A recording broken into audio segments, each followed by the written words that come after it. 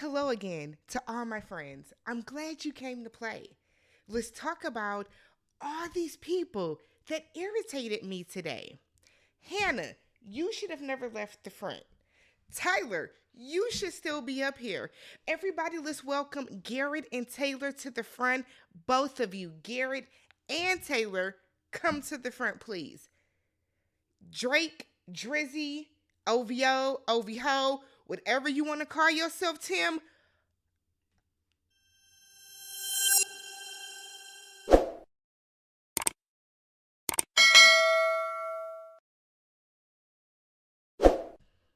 What's up, everybody? Welcome and welcome back to the channel. I'm Tammy. This is Tammy Talks.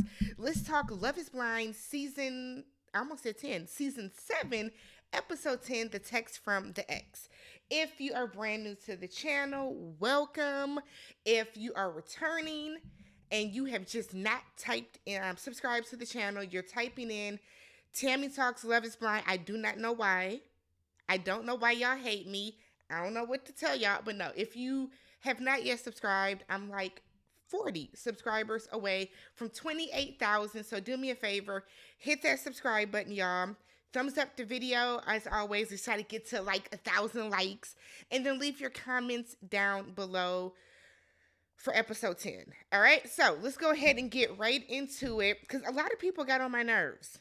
More than I thought. I feel like the only person that didn't get on my nerves is Monica, and she ain't even a real part of the cast no more. So it starts off with Delulu and Nick, and they are taking couples pictures. They come out nice, but like, why does she wear them heels to be taller than him? And see, and I feel like Hannah does that to assert dominance over him. She wants Nick to feel beneath her. And that's why she purposely wore those heels. Because then she kept saying, I thought you were secure. I thought you were secure. I thought you were secure. I thought you was going to shut up.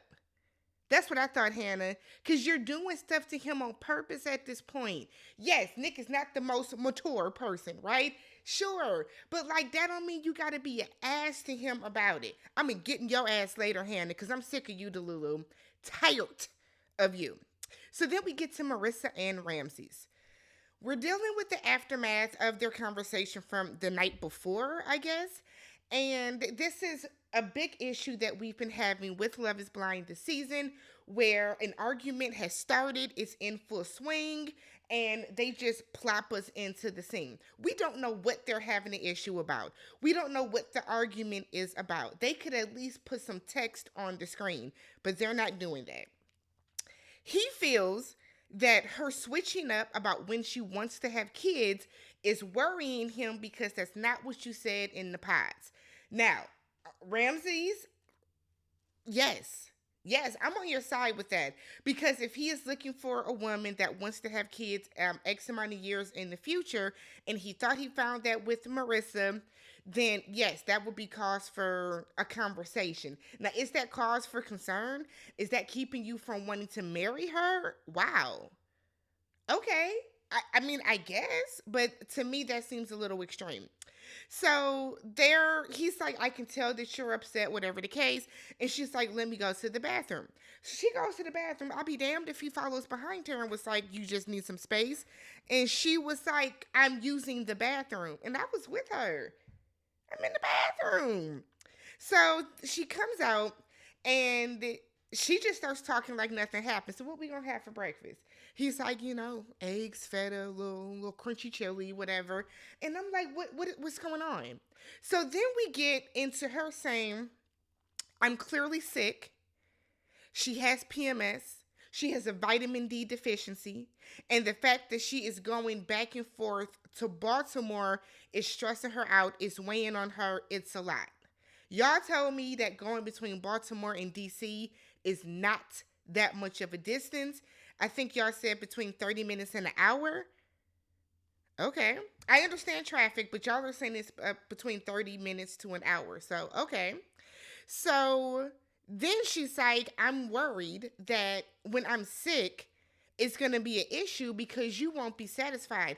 I said, I know this man is not mad because she don't want to have sex because she's on her period, because that's what I got from the conversation initially. She then asks if he is going to be expecting to see something from her before they walk down the aisle. So he tells her, look, I don't have doubts, but this is a big decision. And I want to be sure that the things that we are going through are cleared up. I want to make sure that we keeping it 100 with each other. And I want to make sure that the physical intimacy is at 100. And I said, Ramses, I know you're not still tripping because you want to raw dog this woman and she don't want to. I know that's not what I know. I know that ain't what you tripping about, Ramses. I know that can't be it. So he then said, sometimes you don't want to be touched, and I want to make sure that long term it's not going to be like this. I said, what is going on? What led up to this? Because I'm lost. I'm confused.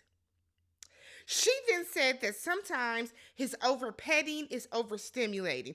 Now look, I can understand that, right? There are some times you just don't want to be touched. You don't. You're not in the mood. Maybe you don't feel well. You don't want to be touched. So while I thought that that should have been a sufficient answer to him, it wasn't. She then said that if he feels rejected when she is asking for a little bit of space, or she's asking if he feels rejected when she's asking for a little bit of space, he says that yes, he does sometimes. I say, nigga. So then she goes on, or he goes on to say that he loves her, he wants her, he cares about her, and that this is just a really big decision. He then asks her for a hug. I said, I know you fucking lying, Ramses. I know you are. This woman is standing here right now telling you she's irritated, she's not in the mood, she doesn't feel good, she don't want to be touched, and you turn into what, where's my hug type of nigga? No. No, Ramses. No, no, no, no, no. So then she's wondering, is this how it's going to be in the future when, let's say, we have kids? And let's say I'm postpartum. Let's say I have postpartum depression. Let's say I have all these different things that are going on where I don't want to be touched and I'm not in control of my body. And I can't just be like, grin and bear through it. Then what? And he looks at her like she is speaking a foreign language. While this is happening, they are literally having a conversation about how she doesn't always want to be touched, and she's worried that the physical intimacy, the physical touch that she is able to muster up and give him, if it might not be enough, and this man is all over her and hugging her and kissing on her, and I'm like, Ramses, why did that divorce really happen? Why did that divorce really happen? Like, you're not listening to anything Marissa is saying. You are blatantly ignoring her. This is crazy to me. Crazy, I tell you. I said, I couldn't believe that. She better than me. I'd have been so irritated with him. He might have had gotten sort of somewhat definitely cussed out. That was weird. That was weird.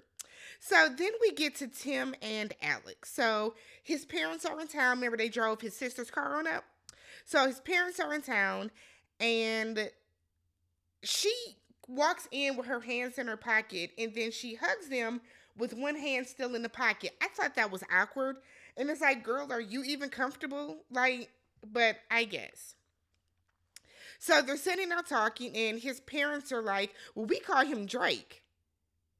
Is Drake his last name, y'all? Or is Drake like a middle name? But they call him Drake. And then his mom is like, well, Drake is an awesome person, but, you know, sometimes he needs his space. So, like, he likes to separate, and he gets that from me, you know. And then she looks at her husband, Tim Sr. Was that hard for you, Tim? And he was like, yeah, sure, yeah. Because you can tell that his daddy is like, we're not about to get into this argument or whatever could come out of us talking about what we got going on. So Alex does not think that there is anything she would be giving up for the marriage outside of her single life. She said that she is looking for a partner and a teammate, and that she will always respect him and will never turn her back on him. His parents seem to like her.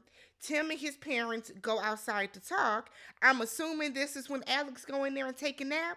That's what I'm assuming. So when they go outside to talk, Alex carry her ass on up to bed.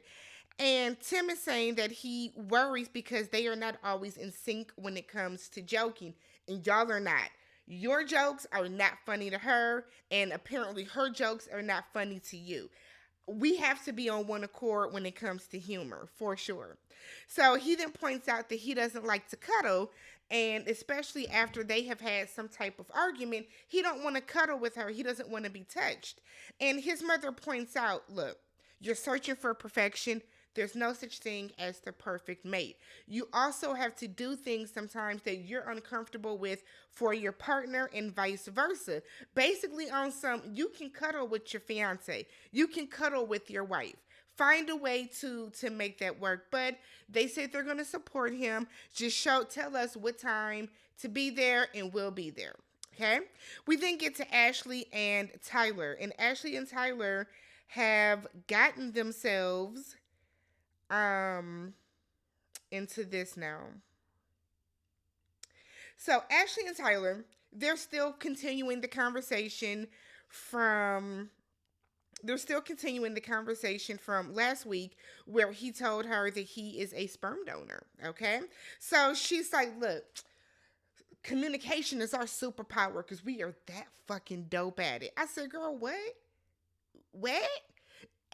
Ashley, I know Ashley is sitting back looking at all these TikToks, looking at the court documents, looking at the tweets, looking at all of this with us, beyond embarrassed. Girl, she said, Ashley said that their superpower is communication, and they communicate so well. This nigga is sitting here lying to your face, Ashley. You can't possibly think that you guys communicate well when he didn't even tell you that he was the sperm donor.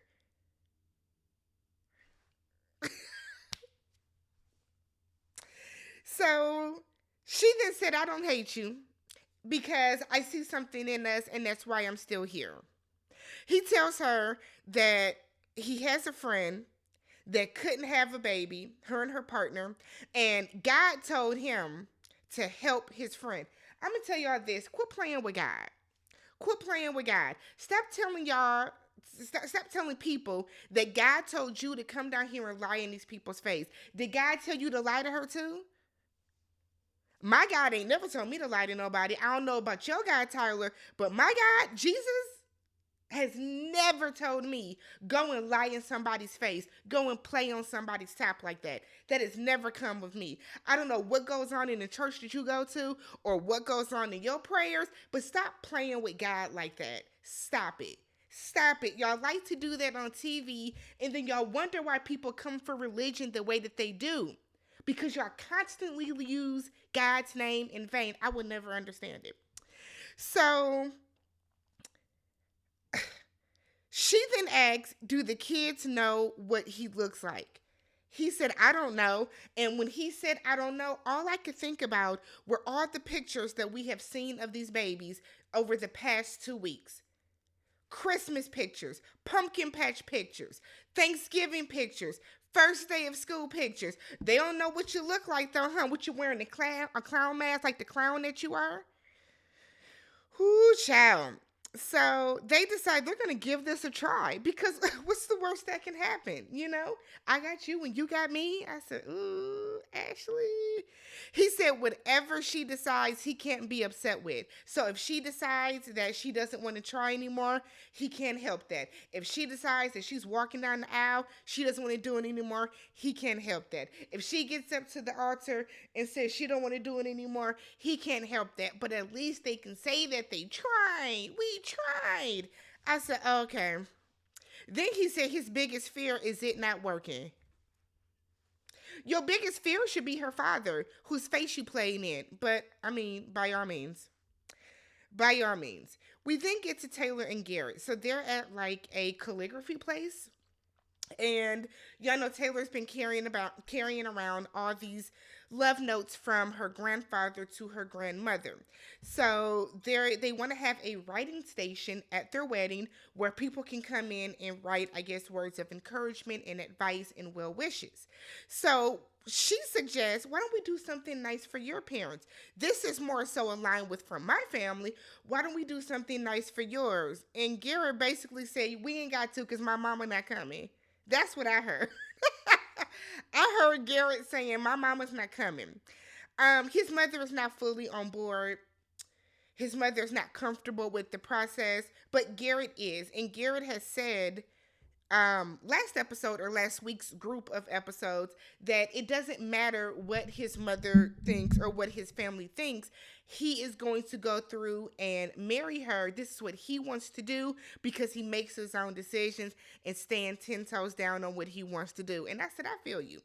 I feel you, Garrett, but y'all might y'all might not. All right. So Delulu and Nick.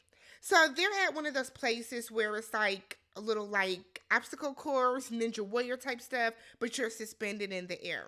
So when they come down from it, she tells him that his icks are becoming funny now because she said, I was so graceful with it and I was awesome and like you were really bad at it. I was better than you at it.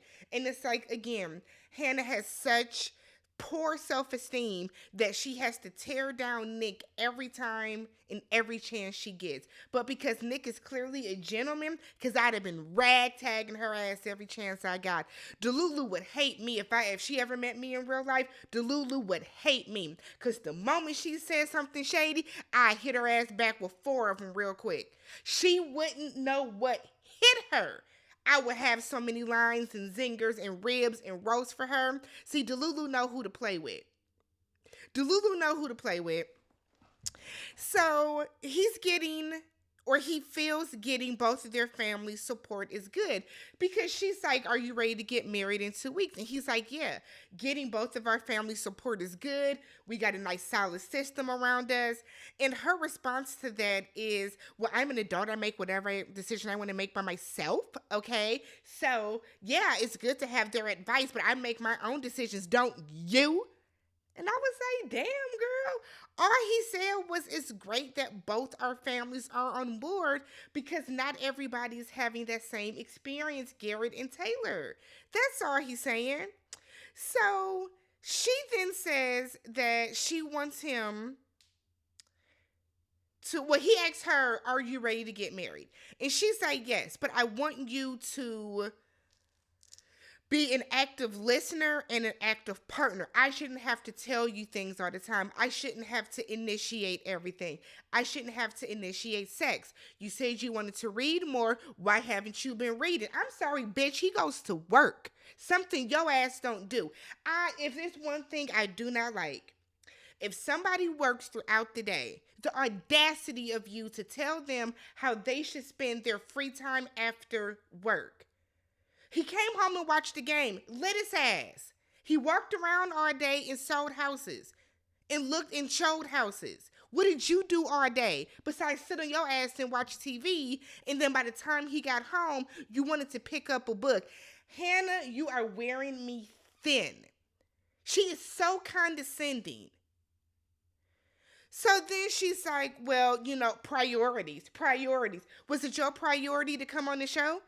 Where were the priorities, Hannah, when you quit your job to come on the show? Where were your priorities when you cooked in a leather blazer? Where were your priorities? Where were your priorities, Hannah, when you decided to eat with your fucking dog in your hand? Hannah, bye. So then Nick is like, you know what? Sometimes I feel like you look at me like I'm a level below you. And I'm like, Nick, say it with your chest. Get baseful on her because she don't understand nothing else. So then she's like, yeah, I'll look at you equal when you contribute equal. I'd have chopped her in her throat. Oh my God. That is so rude to say. Hannah is driving me crazy, y'all. So then he's like, because there are times when like I couldn't figure out the 50 damn lights in the hotel, or I didn't know which one was the disposal, and like you be talking to me kind of wild. So he wants to be treated equal. And for her, an unemployed heifer to say that when you contribute equally, then I'll treat you as such. Nick, don't marry this weird ass heifer. Don't marry her ass. Don't marry her ass. Go on somewhere. So then she's like, well, I'm mean and I'm hard on you. And yes, sometimes I do say that you're like stupid and dumb and all this other stuff. But it's because I feel that at 28 years old, you should know how to do things, and it frustrates me. If it frustrates you that damn bad that you have to belittle him, leave his ass alone. Nick, start singing If You Don't Want Me, Then Don't Talk to Me by Fantasia. Every time she walks in that door, you should be singing that to her. If you don't want me, then don't talk to me.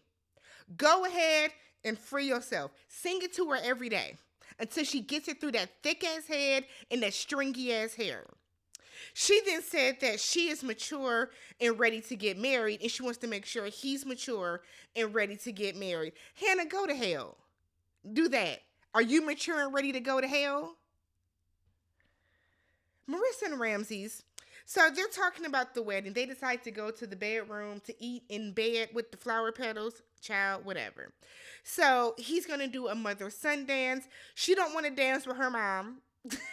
Her and her mom must be beefing after what happened last week. So she doesn't want to aisle. I was with him. So how are we going to ascend? And she's like, yeah, we're merging two families and we're putting two groups of friends together. So y'all want to walk from the side? Marissa. So then we find out that Marissa said that when it comes to planning stuff like this, she is thinking about his first marriage. And he's like, okay, don't. This is going to be different. So I think that she's thinking he's already done this. He's done the popping stance that goes along with this. So I want to do something wild and crazy that stands out so he doesn't feel like it's just another mundane wedding. And he's like, no, this will be totally different. She asks if he has any doubts. He said no, it's just nerves because like it's a lot to still figure out and plan, but no doubts.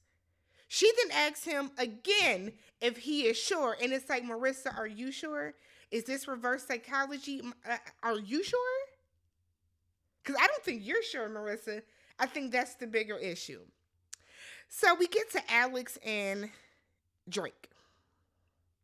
She is in there warming up something in the microwave. She had a lot of shit on her plate. Like, where did you order out from? Because it looked like a sampler. But so she's getting ready to eat. He comes in and he's like, I would like to talk to you. Are you ready to talk? I said, oh God, what happened now? So she comes over to sit down and talk. He is upset that his parents drove up 10 hours, remember, in his sister's car, that his parents drove up 10 hours to meet her, and right after the cameras cut, she went to sleep. He is offended by that, okay? She said that she was exhausted, and she likes to take her naps, and she gets tired randomly, and it's not an excuse, but she be tired, so she goes to sleep. I mean this in the most respectful way possible. Alex, have you gone and done the proper testing for MS, considering both of your parents have it? Okay? So that we got that out the way, right? So he then said that he had been trying to communicate with her yesterday. Apparently that is the day that his parents came, and she was not responsive. And she was like, nah, that's not true. He was like, because you were asleep all day. She said, I was not asleep all day. I took a nap. He's upset she went to sleep. Apparently something happened with her car, right? She got her car back. She told him, I got my car back. He told her, good, check it, make sure it's good. Her response was, it's fine, okay? Meaning the car is good, it's fine. He then responded, make sure all your tires are good. She did not respond to that. He is upset about that. On one hand, she could have said at least an okay, or if they have iPhones, she could have heard the text or something.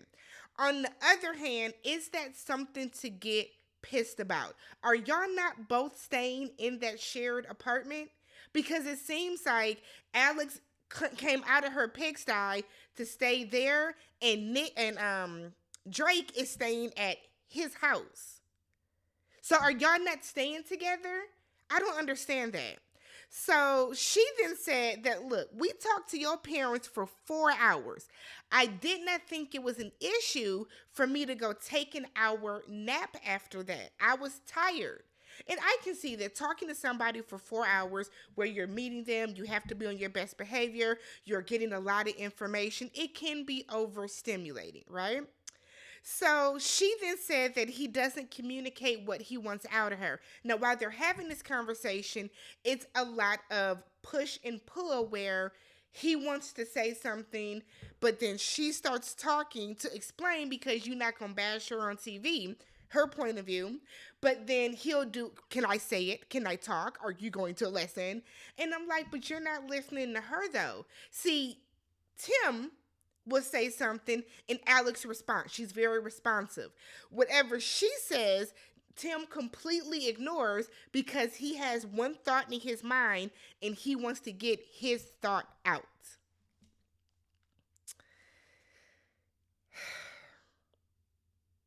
So then she said that you want me to be this perfect person. She said, I'm not saying it's your fault. I'm not saying it's my fault. I'm saying it's both of us. The communication is not there, but you are being dismissive, and I'm doing my damnness. I'm trying my best to make this work. He then tells her, but let me tell you this, the answer between the two of us, after reflecting on my life and what I want, is a no. I say, damn. You are not what he wants out of a wife. You can see that it caught her off guard. She was deflated. I was like, damn, that was very, okay? He then said, you know what? I tried to cuddle with you and you didn't even notice. She said, nigga, in my sleep? What did you want me to do? The way I hollered, talk about screaming. What is she supposed to do? There are, depending on how heavy of a sleeper somebody is, they are not going to feel okay. What did he want for her to wake up and be like, thank you so much for cuddling with me. I love you so much. Oh my God, you're the best. Let's go back to sleep. Like, that is crazy. That's crazy. So then he's mad. He said, I put a lot of time and effort into meeting your family. I had to plan the meal. I had to go buy the food. I had to cook. And then I had to clean up. And I was like, Alex, girl, you ain't do the dishes afterwards? Why? So then he gets very sassy. Yes, I said sassy. He gets very sassy and it's like, look, if I have to communicate to you that you should wash the dishes after I cook, then we are not right for each other. I am not the man for you. And I'm like, I'm on Tim's side. The very least you can do, Alex, or that you could have done is wash the dishes, sis. At the very least, put it in the dishwasher. Y'all grilled out. He didn't ask you to go clean the grill, but you could have cleaned the plates and the cups and, Alex. So then he said, there is no scenario where I can see myself saying yes to you. And I was like, ooh. He then said, and I don't ever want to see you again. I don't ever want to see you again. This was nice. And then he gets up and goes and gets his coat out the closet and then walks past her again to get his keys. And my flabber was gasted because this escalated so quickly. I don't think that I can't wait for the reunion because there has to be something else going on that causes Tim to jap out the way that he does, right? We didn't get to see the first situation where we don't know what was happening back and forth when they were in Mexico. Fine. But this situation here, are you really that mad that she went to sleep? Did you ask her, do you have a headache? Did you ask her, did you have a long day at work? Did you ask her, are you feeling okay? Or did you just say, fuck you for going to sleep while my mama is here?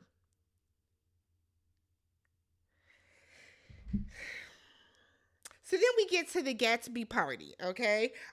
This was lame. We have seen way better meetups where more people from the pods come. Where was everybody at? Did nobody want to come? This party was lame. Oh my god. So as we're getting ready to walk in, Taylor and Garrett have a little situation. Okay. So apparently, Garrett got a text from an ex. He told Taylor just an hour before or right before they came, he got a text message from an ex. We don't know what the text message even said. It could have just said, "Hey Garrett, how are you?" We don't know what the message said, but he told her that all he did was hurt the message. Taylor is saying, no, you got to shut shit down.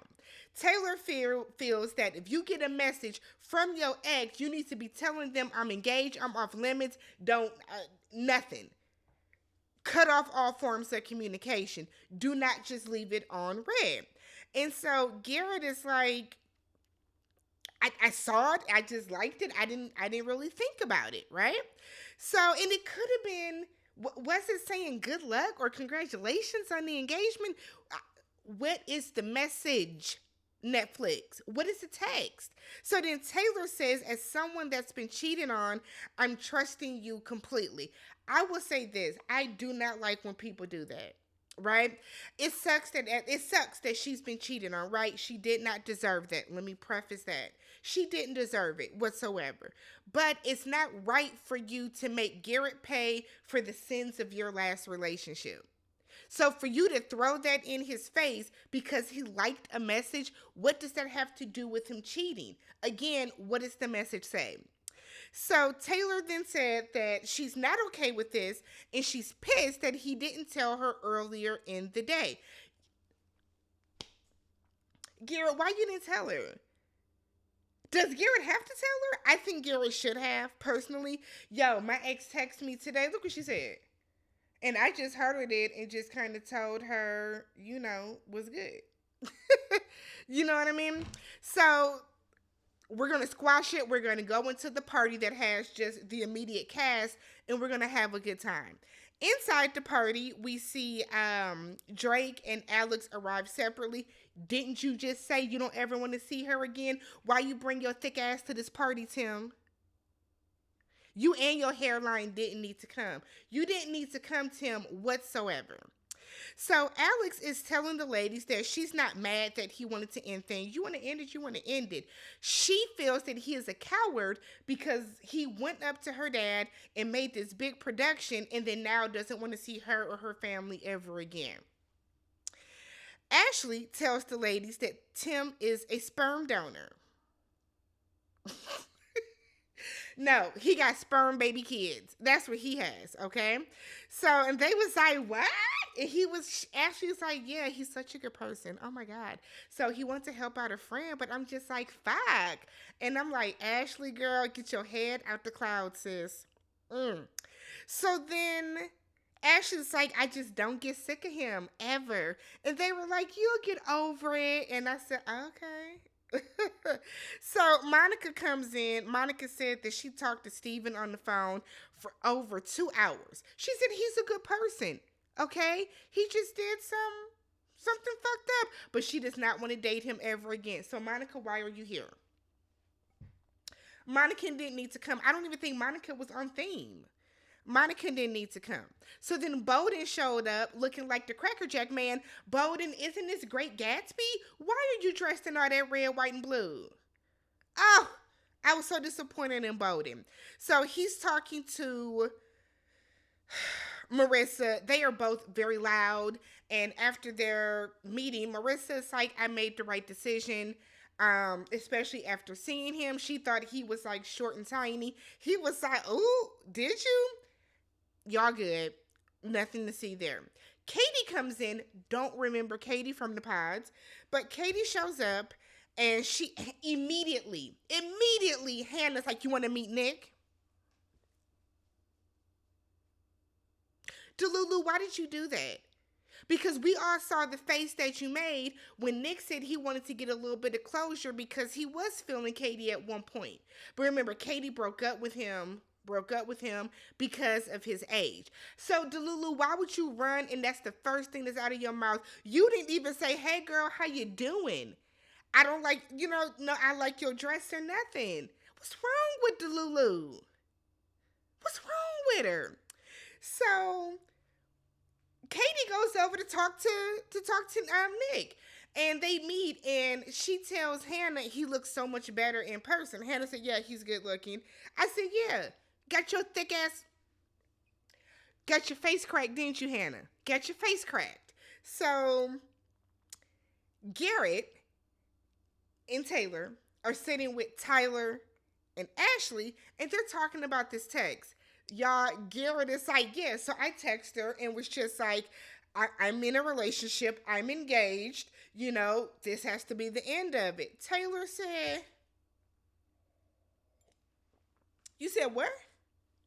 When you say that? So then Garrett was like, no. I mean, I liked it. Taylor is like, that is not what you just told me, though. So then Garrett is like, I did say that. I said, oh, Garrett, not you blatantly lying. Not a blatant liar. So Taylor goes crying away with Ashley. And Ashley is like, yeah, girl, because, withholding things, this is like lying by omission. Ashley, this ain't really your conversation, sis, because your face is going to get cracked. Okay? So, meanwhile, we pan over to Delulu talking to Ashley. Okay?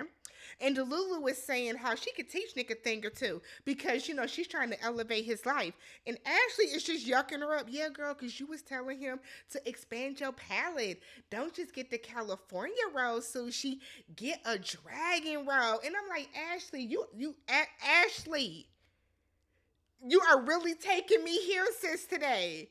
You in everybody's business when you got the worst scandal ever. Oh my God, Ashley. So Delulu said that Nick is just not pleasing her sexually, okay?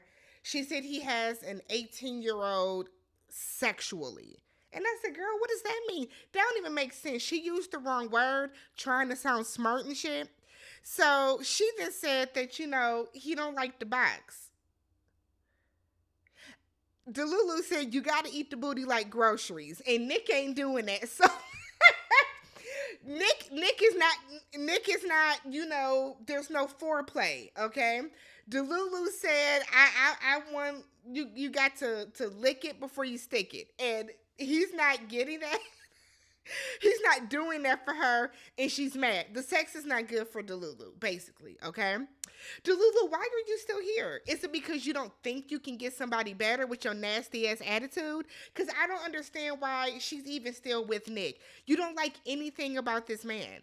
Outside of the fact that other people think he's handsome, and so you probably just want to feel like that bitch because you're with a good looking guy, but I don't understand why Delulu is with him. It doesn't make sense to me.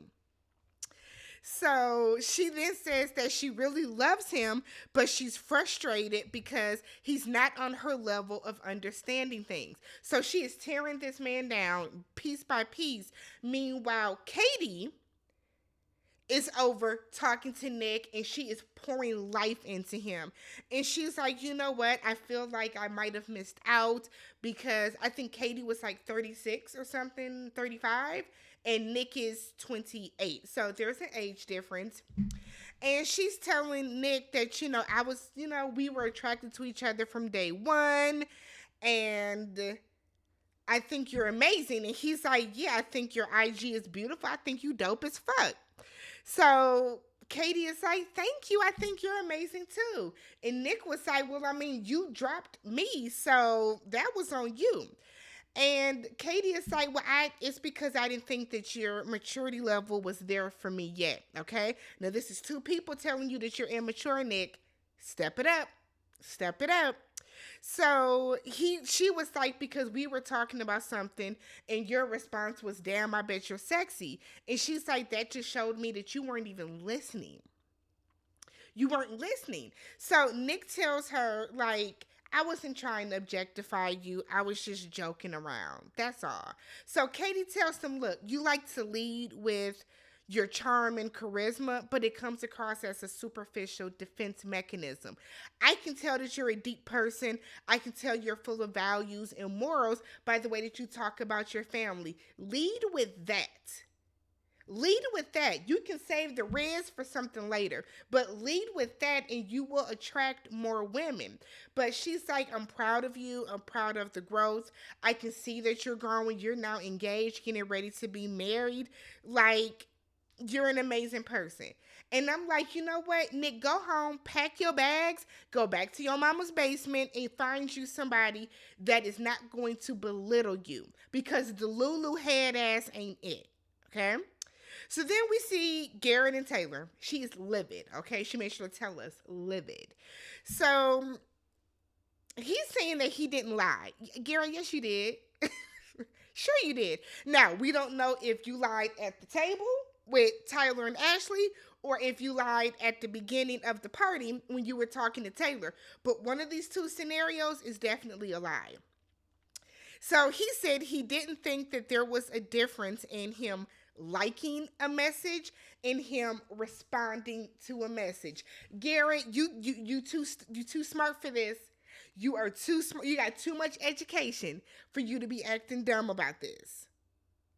Play with somebody else, Garrett. So Taylor said that they have a difference in what is a fact and a detail.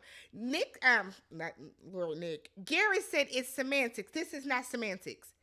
This is not semantics. Either you heard the message, or you responded to the message. This is when the spirit of Delulu should have came out. This is when we be wanting Delulu to come show out. You be in everybody else's business.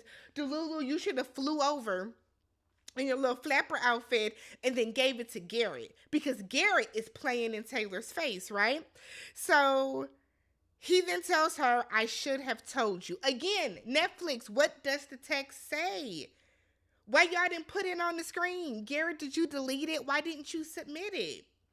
So Taylor starts crying, and it's like, we could have talked about this an hour ago. Now, I'm going to say this. I think Taylor is doing a lot about this. I do. I think she has a right to be upset for sure because he is lying. But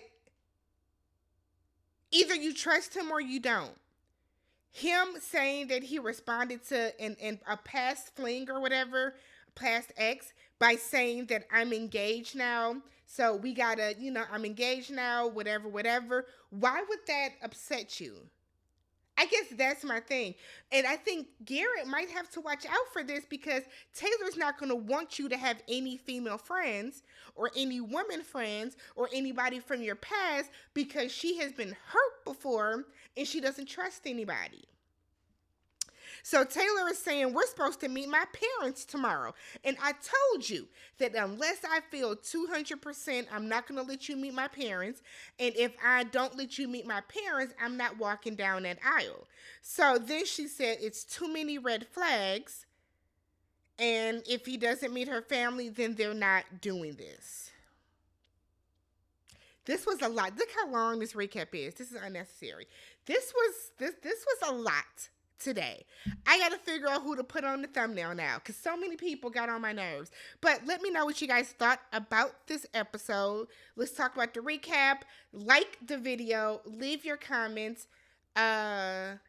Subscribe to the channel if you haven't. And I will catch you guys for episode 11.